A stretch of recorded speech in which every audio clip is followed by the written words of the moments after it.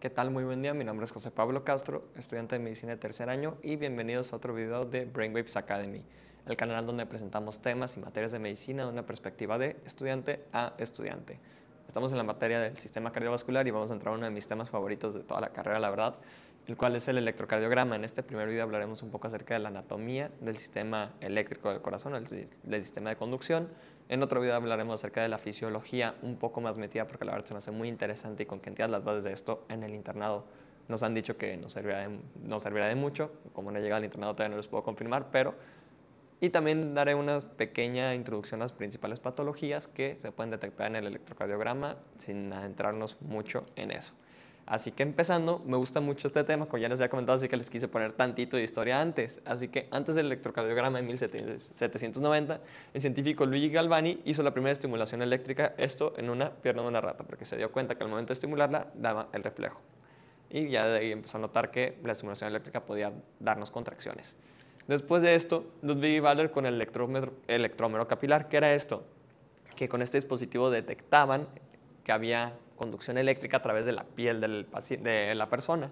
Así que el fluido del tubo se movía al ritmo de los latidos del corazón y se dieron cuenta que tenía una relación. Luego llegó ahora sí el padre del electrocardiograma, Wilhelm Einthoven, que presenta la primera máquina de electrocardiograma utilizando literalmente un magneto y un alambre.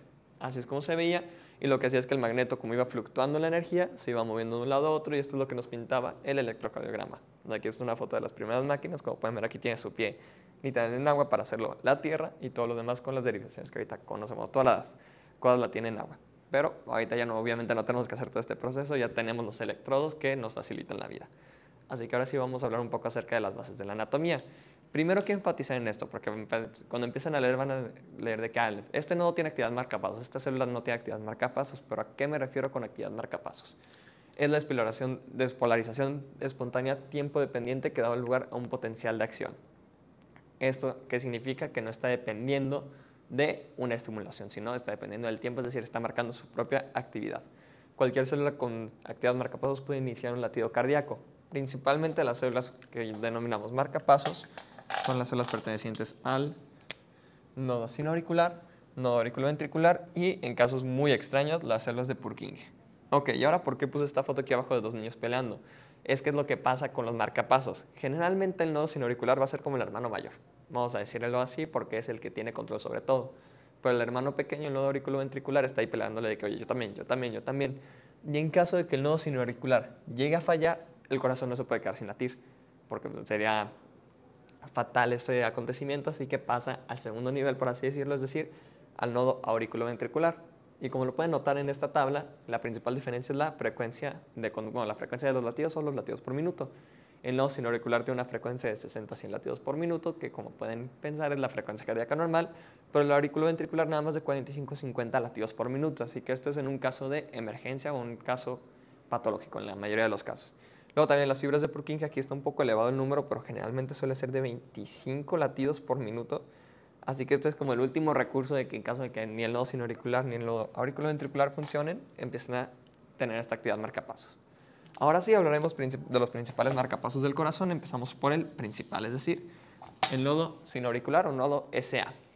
Es el marcapasos del corazón, el principal marcapasos del corazón, y es la región eléctrica también más pequeña del corazón. Aquí puse una foto de cómo es literal un punto. Este punto está en la desembocadura de la vena cava superior, específicamente en la parte llamada crista terminalis. Tiene una frecuencia aproximada de 75 latidos por minuto, entre 60 y 100, la mitad. Se encuentra en el epicardio y en una ubicación lateral, posterior y sobre todo caudal a la desembocadura de la vena cava superior, como les acabo de comentar. Y quiero enfatizar en esto. Cualquier cosa ahorita en la presentación lo puse mucho así como para resumir, pero cualquier cosa que tenga la letra I significa corriente. Y la letra que tenga abajo es la corriente de qué ion. Específicamente, el nodo sinoauricular tiene corriente de potasio, de calcio, que es muy importante, y la corriente F. ¿Qué significa la corriente F? Corriente Fonny. En inglés por los canales Fonny o los canales, literal, con su traducción, canales gaseosos. ¿Por qué? Porque estos nunca van a permitir que nunca la célula esté en un estado de reposo normal. Es decir, es el canal de actividad marcapasos. Marcapasos. Así que cualquier célula que tenga esta corriente F significa que es un marcapasos del corazón. Tiene un potencial diastólico máximo de menos 70 milivolts, el umbral se encuentra en menos 55 milivolts, esto lo explicaré más en la parte de fisiología, y tiene una velocidad de conducción de 0.05 metros por segundo. Como pueden observar, no es tan veloz, por así decirlo. Es la estructura aquí, número 1. Tiene efectos beta-adrenérgicos y efectos colinérgicos. Aquí, como les había comentado, está la foto en donde se encuentra. Y un dato muy curioso es que recordemos de la irrigación cardíaca, tenemos la arteria del nodo sinusal, que, si se acuerdan, el 60% proviene de la coronaria derecha y en el 40% de los casos de la coronaria izquierda. Pero lo curioso es que esta arteria no es nutricia en sí. Su función más que nada es como presorreceptor, es decir, que informa al corazón sobre la presión sanguínea y le dice que, oye, necesitamos aumentar esa presión, necesitamos disminuirla, necesitamos que latas más o necesitamos que latas menos.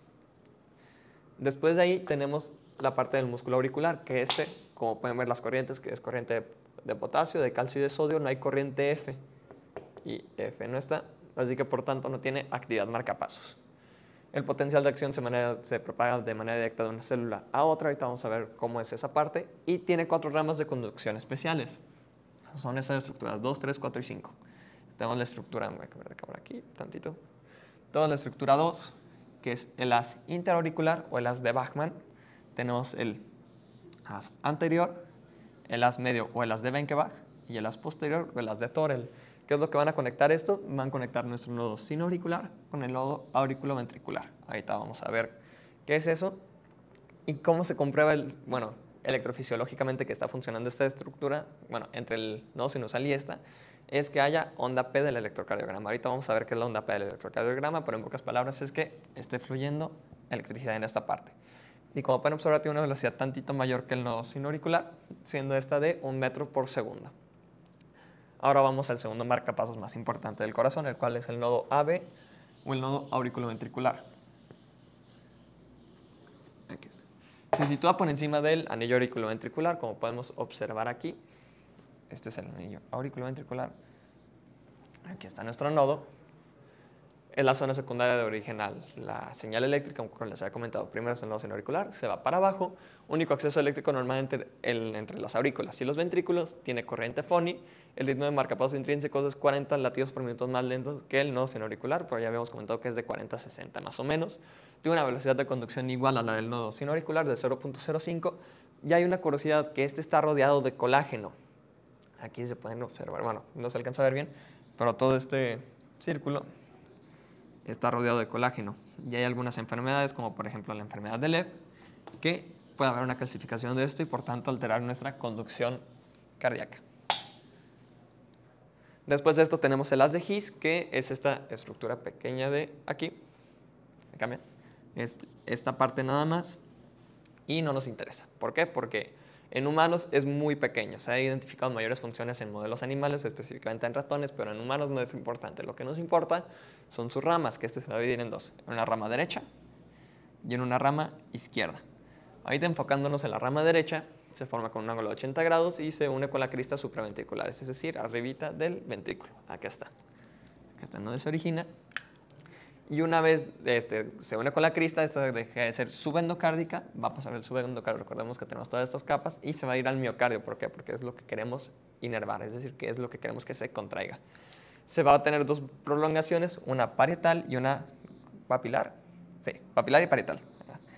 Una papilar y esta la parietal. Y esta va a tener un trayecto en 3 sectores. Primero el valvular, que es por las válvulas, que es subendocárdico. Tenemos la miocardopapilar, que este es intramiocárdico. ¿Por qué? Pues es miocardio papilar, queremos que se activen las células miocárdicas, es decir, que haya contracción. Y septomoderada, que este también es trayecto subendocárdico. Y luego pasándonos a la rama izquierda de las de His, se va a dividir en 2 ramos principales que la verdad se diferencian más que estos de la derecha. Acá está con este botón. Lo vamos a dividir en una parte que se le llama la parte de abanico, o el conjunto del fascículo, que es la parte anterior, y el grueso del fascículo, que es toda la parte posterior del septo. Y para terminar tenemos las fibras de Purkinje, que las fibras de Purkinje es todo lo que se puede llegar a ver aquí, todo el número 12, y es el último marcapasos intrínseco del corazón, nada más que este tiene una velocidad aproximadamente de 20 latidos por minuto, así que es el último de los casos. Y lo interesante aquí es que aunque sea un marcapasos y aunque tenga la corriente Foni, también va a contar con nuestra corriente de sodio. Aquí lo puse en rojo porque es muy importante, porque ni siquiera el nodo sinoauricular ni el auricular ventricular contaban con esta corriente de sodio, sino que es principalmente del músculo miocárdico y en este caso las fibras de Purkinje. Y también quiero enfatizar mucho en la velocidad de conducción aquí. Si se acuerdan, lo de los nodos es 0.05 y lo de los accesos internodales es aproximadamente de 1 metro por segundo. Pero la velocidad de conducción de las fibras de Purkinje es 4 metros por segundo, es decir, instantáneo. ¿Por qué queremos esto? No queremos que la primera parte de las fibras de Purkinje, que se encuentra, por así decirlo, en esta parte, se contraiga más rápido que la que está en la punta de acá. Queremos que todo se contraiga al mismo tiempo, así que por tanto tiene que haber una velocidad de conducción instantánea para que al momento que se despolarice la célula más cercana, se despolarice la célula más distal en cuestión de nada. Tiene un potencial diastólico máximo de menos 80 milivolts. Y la fase 0, ahorita vamos a hablar bien de eso, es inducida por sodio, principalmente también por calcio, pero en los nodos es por calcio. Luego hablaremos de eso en la parte de fisiología, que es justo ahorita. Voy a cortar este video aquí y seguiremos ahorita en la parte de fisiología.